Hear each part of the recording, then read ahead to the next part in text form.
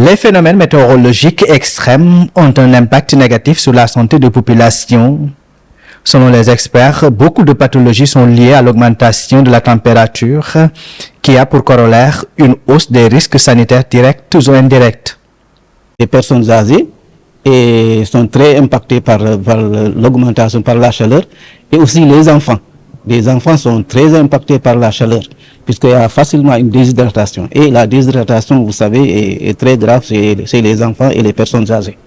Donc, et aussi, il y a certaines pathologies cardiovasculaires aussi, où la chaleur peut vraiment avoir un impact très négatif. D'après le dernier rapport sur le climat qu'a fait l'Organisation mondiale de la météo, on voit que le mois d'octobre est le mois le plus chaud, en tout cas à la record température. Ce qui montre encore que ce changement climatique est une réalité, il faudrait faire quelque chose, se préparer à avoir des conséquences. Face à cette situation, que faire? La réponse est venue de l'ANACIM et de ses partenaires qui ont développé depuis 2020 un système d'alerte précoce climat-santé au Sénégal.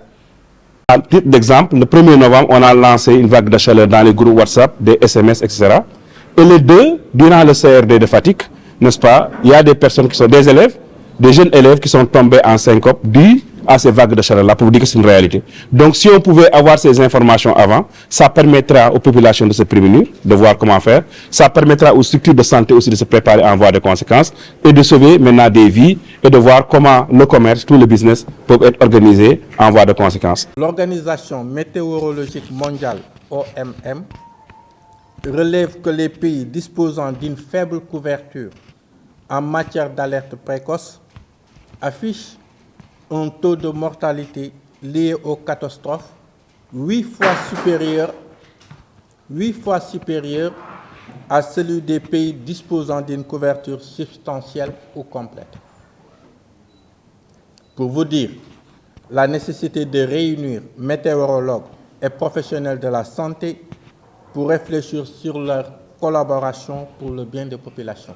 Sur le plan opérationnel, effectivement, les données météorologiques peuvent servir surtout pour prévenir la chaleur, puisque effectivement, il faut prendre des précautions. Par exemple, dire quand est-ce que la vague de chaleur va survenir, pour que surtout les personnes, pour qu'on protège les personnes les plus vulnérables. Aujourd'hui, force est de constater que les changements climatiques ont engendré une hausse de la température, laquelle hausse peut être source de problèmes de santé publique.